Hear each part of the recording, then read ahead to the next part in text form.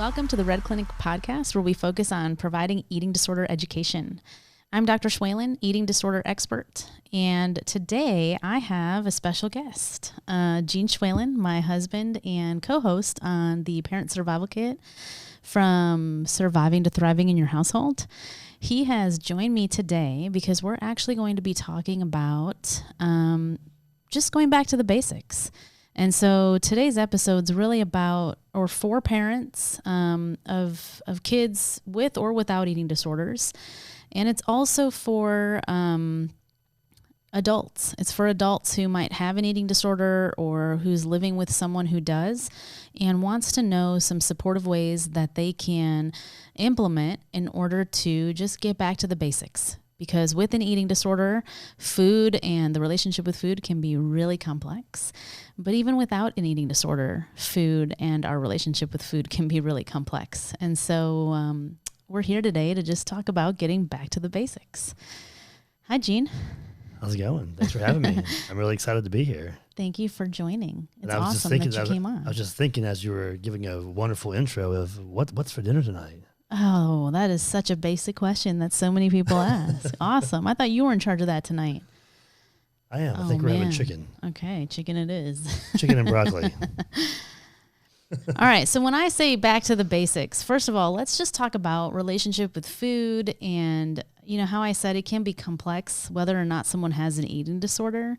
Can you relate to that at all? Yeah, I can actually in a lot of ways.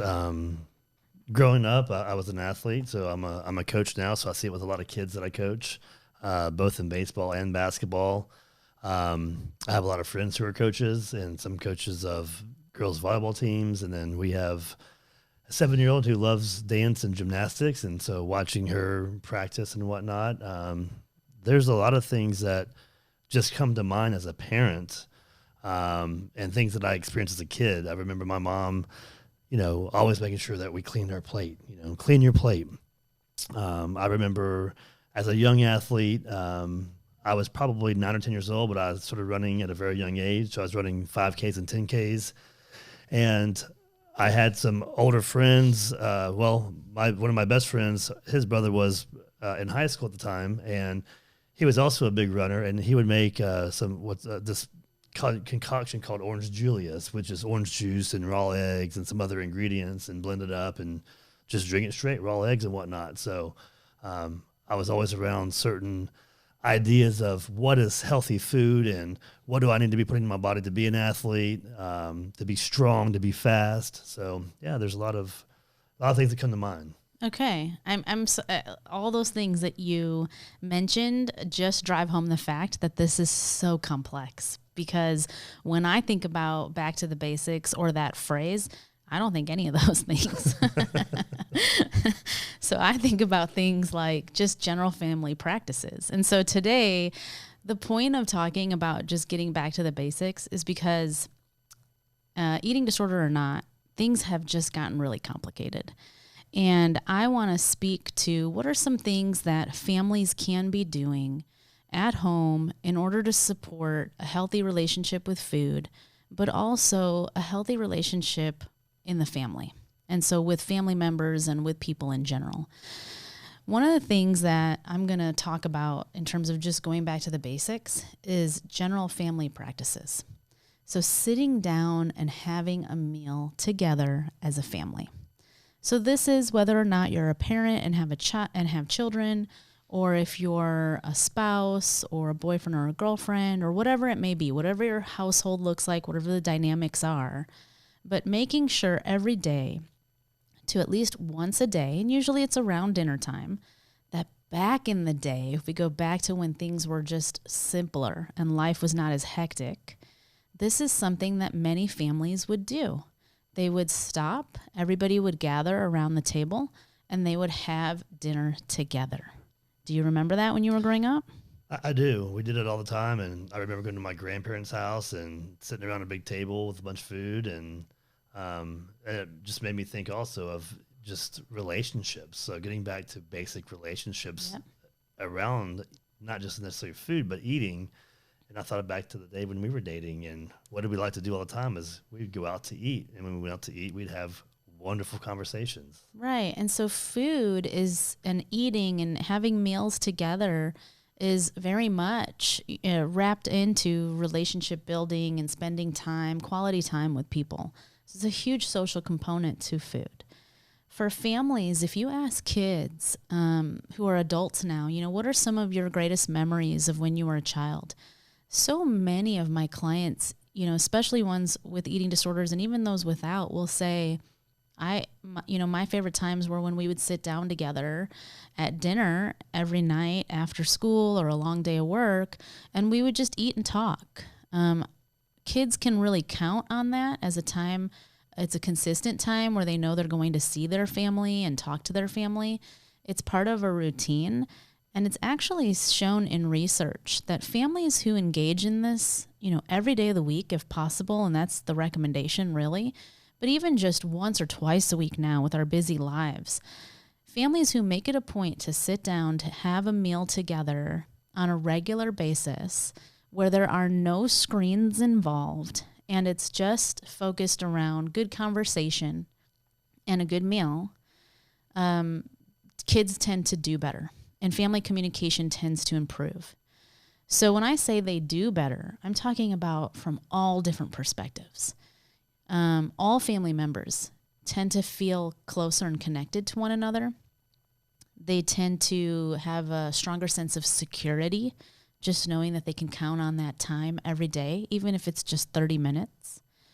They tend to work together a little easier because over time, as families do this more often, they hash out like what the responsibilities are going to look like. So that can be, who's going to set the table, who's going to prepare the food, who's going to wash the dishes. Those types of activities just kind of naturally start to happen. And so teamwork is more emphasized. And then that feeling of just having more self-esteem and feeling valued and knowing that at the end of the day, you can count on this time is so important for people, no matter how old they are. So when I say go back to the basics, sitting down to dinner several times a week, if not every night, is ideal and highly recommended. This can help prevent the development of eating disorders. So there's research that's out there that shows, these types of family practices are actually a protective factor. So even if someone is at risk for developing an eating disorder based on biology or genetics or psychology or social influences, eating dinner together as a family could actually serve to protect that person from developing it. Now, if they've already had an eating disorder or they're actively in treatment for one, eating a structured meal together as a family is extremely important to recovery and to relapse prevention. I can't tell you how many times, where kids or adults in clinic will come and talk about how easy it was for them to skip a meal, to restrict, to maybe even binge and go completely under the radar where no one even noticed it was happening until they were in treatment, until it was too late, essentially. So those family meal times are so important. Yeah, that makes perfect sense. And it kind of makes me think, you mentioned like asking kids in clinic some of their favorite times, with their family. And you mentioned that they'd talk about dinner time and mealtime. And it's kind of funny you said that because a lot of the kids that I talk to and mentor, even a lot of peers that I speak to, because I'm coaching their kids or whatnot, they talk about, or I hear more so, the favorite times growing up as a kid is really like Thanksgiving. Why Thanksgiving? Because of Thanksgiving dinner, sitting down at the dinner. So it's not even like a regular thing that happens once a week or twice a week, every day of the week. It's once a year or twice a year, Thanksgiving, Christmas, maybe Easter, around some holidays and whatnot. So it just really makes me think that, we're missing the boat there. We get so busy as parents, trucking our kids around from here to there, this activity, that activity. Kids see us be so rushed sometimes. Maybe we don't eat dinner, at a normal time. I know it happens to me, at times, and we're definitely having a big impact on our kids. No, and I'm really glad that you brought up what you said. Families are busy these days, and this is the main reason why I hear family dinners aren't happening anymore. It's because there's numerous kids in the family, or work schedules are super crazy, and everyone's on the go all the time. And so stopping to eat and stopping to prepare a meal, it feels so stressful for so many people these days. Or, people will start out with that intention. Maybe they do a bunch of food prep on the weekend. They get the groceries, they make a menu, but then it doesn't ever carry through for the week and they end up throwing all this food away. I mean, I hear that over and over again too. I think that happens to us all the time, even because we just get so busy in the week that when we get home from a long day of work, the idea of even cooking a meal is daunting. And so this really takes intentionality. This is, setting your mind to just getting back to the basics and fighting all those external things that are going to try to pull us away from doing the thing that we know is just really good for us.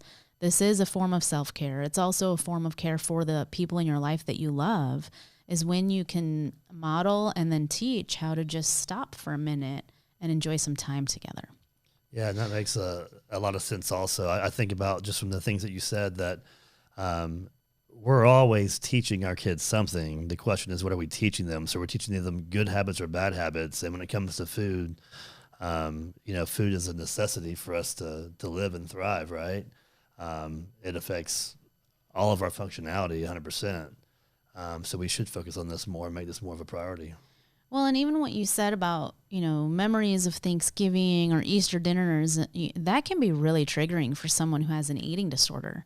To think about that, huge meal or the attitude around food and the way that people, the whole idea is people overeat around the holidays and they gain all this weight and then they make this resolution to lose it all, right, on the new diet they're going to go to at the new year or whatever it is.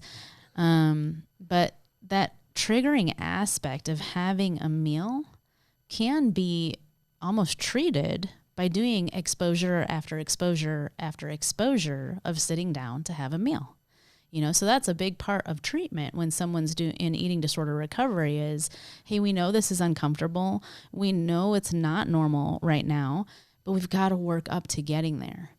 Yeah, and I'm thinking about back when I was training a lot for different, sports and I'm thinking about all the intentionality I had to have around eating, having breakfast, lunch, dinner, proteins, and different types of foods, variety, as you mentioned, having my snacks, having my nuts at this, for this snack, and just all the things that I had to do to perform at a very high level.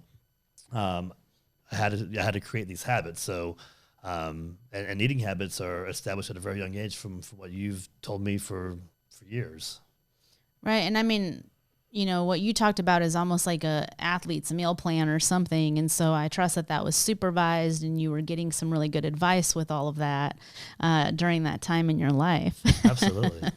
One of the other things I really want to mention in terms of just going back to the basics is this idea of being a short order chef. Do you know what that means? Or can you imagine what I mean by that?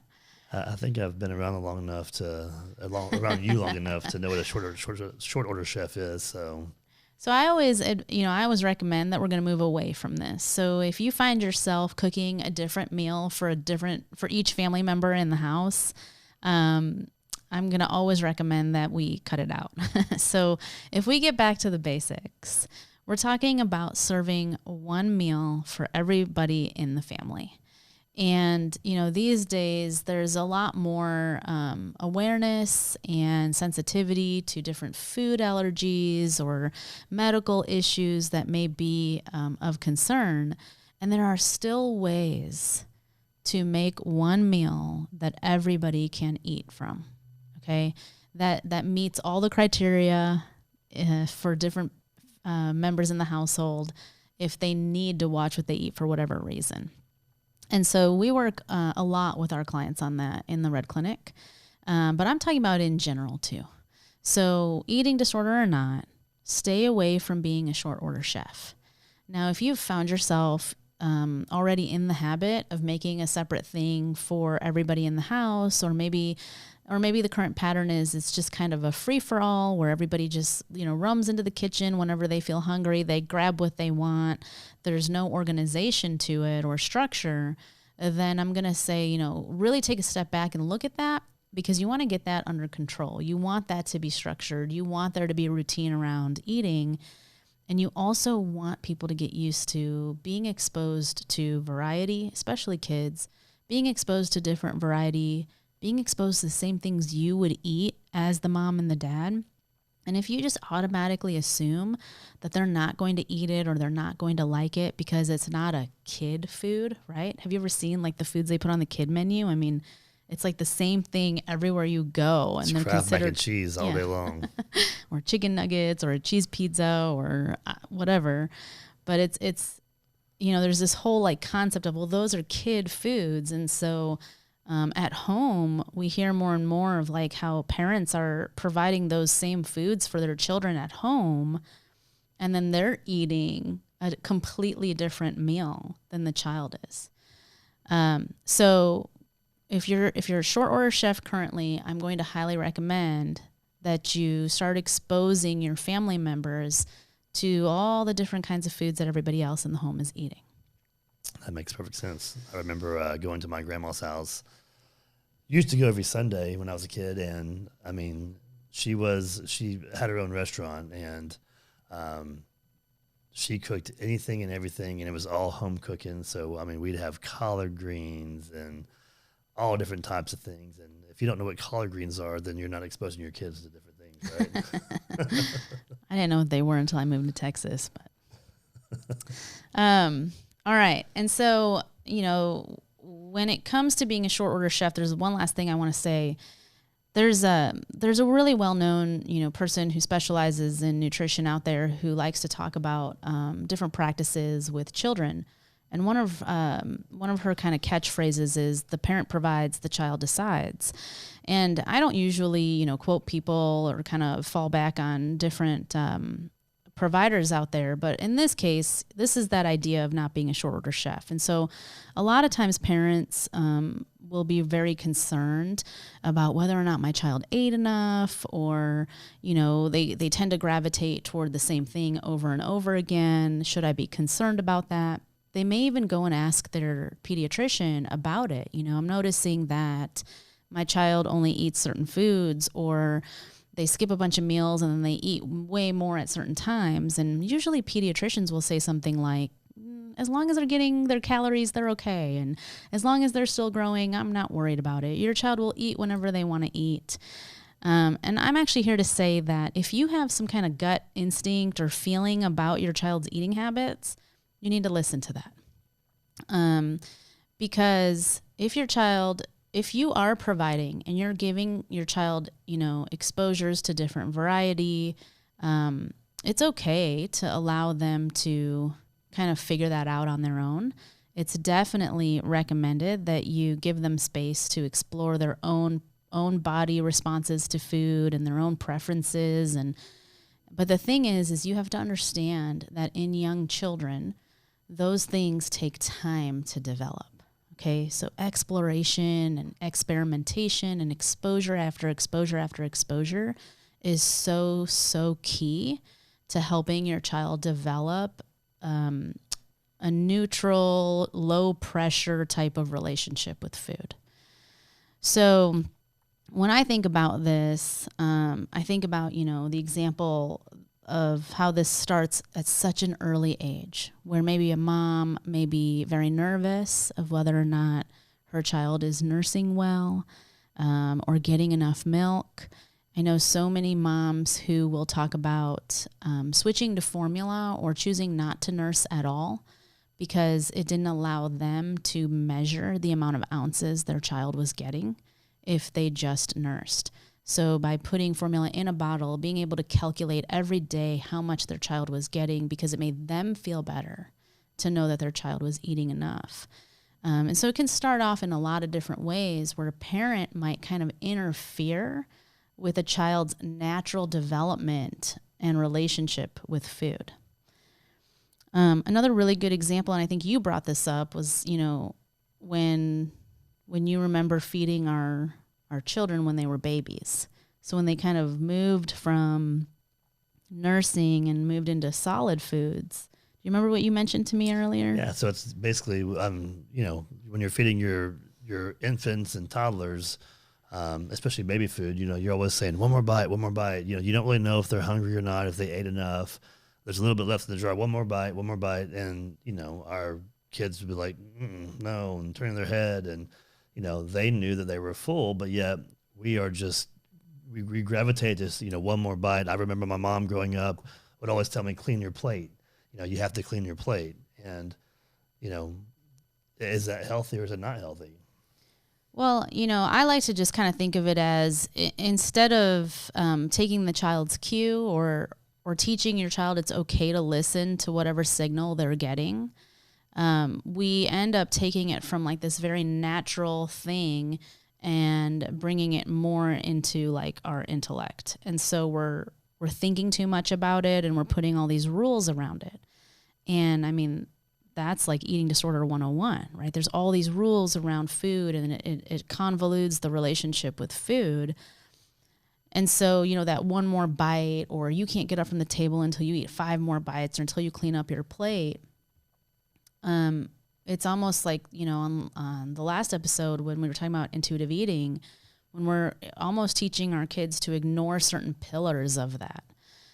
And we're sending them that message that, you have to do it my way, otherwise it's not okay. And so now, instead of this internal understanding of whether or not they're interested in that food or even interested in having any more is ignored. We're teaching our kids to dismiss that and ignore it and go along with whatever, the culture or the society or the people in their life want them to do. So we just have to be real careful about that. We have to trust. We have to trust that it's a process, that, kids will develop that over time. And, maybe that's what the pediatricians are kind of going for when they understand maybe this mom or dad is kind of anxious and they want to help put that parent at ease. But there are other times when I've talked to family members who've said, I just knew something wasn't right and I couldn't take my pediatrician's recommendation. And that's when I say, go ahead and listen to your gut, and then always, as we recommend, is just consult a professional. It's okay to come in for an assessment and find out if there's really a problem there. So in terms of parents providing, child deciding, it's giving your children and giving your loved ones many, many opportunities before deciding like this isn't working or this isn't something that the child even likes. One of my favorite examples is when a baby is transitioning to solids, on the first, second, third, even fourth or fifth exposure to a food, they make a face, they have a reaction to maybe the texture of it in their mouth or the way it looks or tastes or feels or smells. Like all this is a brand new experience for them. One of my favorite things. What, the reactions? Yeah. It's really fun to watch, right? Unless you're a super anxious parent. And then you automatically jump to, oh my gosh, they don't like it. I'm never going to give it to them again. It made them gag. Did you see how upset it made them? And so all of a sudden the parent's making those decisions to restrict almost for their child, and they avoid certain foods. And so you have to be really careful with that, because it is a natural process of developing preferences and being okay with different variety in terms of just exploring it. It's a whole experience, right? Now, the other thing that I want to talk about with going back to the basics is just basic structure. So we talked about, getting into a routine of having dinners together as a family as much as possible with no screens, also with not being a short order chef. I want to just talk about also having some structure around that. And so I usually recommend that we keep meals to about 30 minutes because most meals can occur in a half an hour. And in fact, kids and adults are held to that standard. Usually at work, a lunch break is usually about a half hour. At school, the lunch break is about half an hour. And so at home, dinner should be about 30 minutes. And the reason it's important to kind of put a timer on it is also because there's so many stories that I've heard, especially with individuals who have eating disorders, that may be really, really quick to finish their meal or really, really slow to finish their meal. And so we want to kind of just put some parameters around it, so we can work towards just more normal types of eating behaviors. And so in that 30 minutes, I usually recommend that, if you're a family and you're a parent, you're preparing the meal as much as possible before anybody even comes into the kitchen to eat. You're setting the table. If you want the kids to kind of help out with that and it's age appropriate, go ahead and let them set the table. And have everybody sit down for the meal. And then once they get there, make sure no one gets up until everybody's done eating.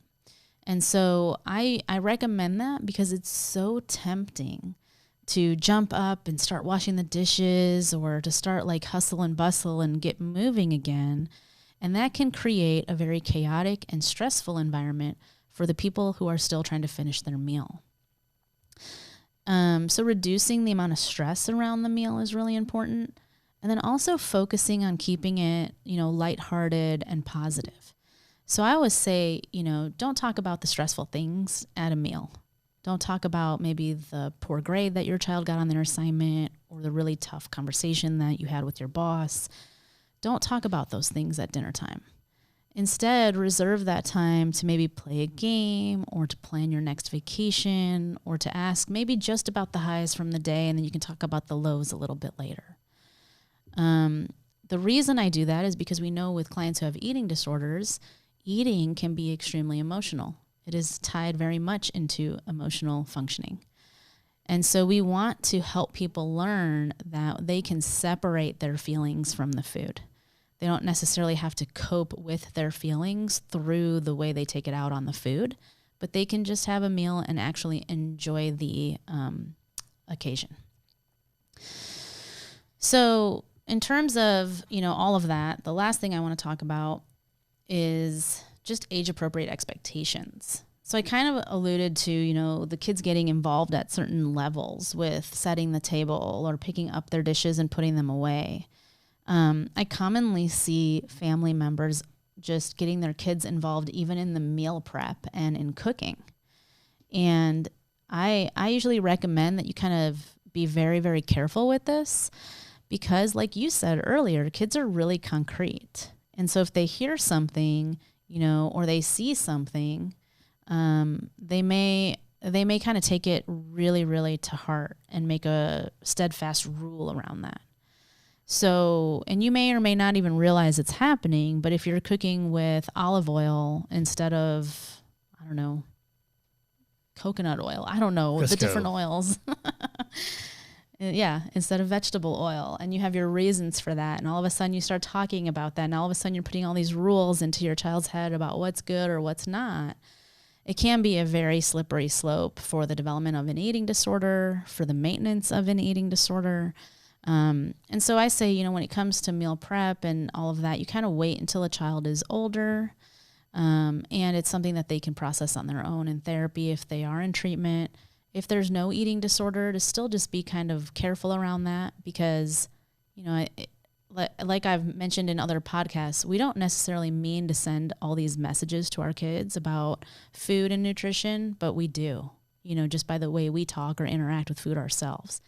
And so we can actually create a whole nother episode on just what that's all about. So anyways, we were talking about, how can parents and families either contribute to eating disorders or how can they provide protective factors? And so the basic takeaways for today are just going back to the basics. Have family meals, stop using your screens at dinner. Don't be a short order chef anymore. Start exposing your kids to different variety of food. And have appropriate age expectations for how much involvement they have. And then keep meals to about half an hour and reduce the amount of stress in the environment while eating. That's all I have for the Red Clinic podcast. Do you have anything? I don't. You did a great job. Thank you so much. Well, thank you for joining and thank you for tuning in. Thanks for tuning in to the Red Clinic podcast where we focus on eating disorder education. If you have any comments, questions, or stories, feel free to leave them below. And if you got any value out of today's podcast, don't forget to hit that subscribe button.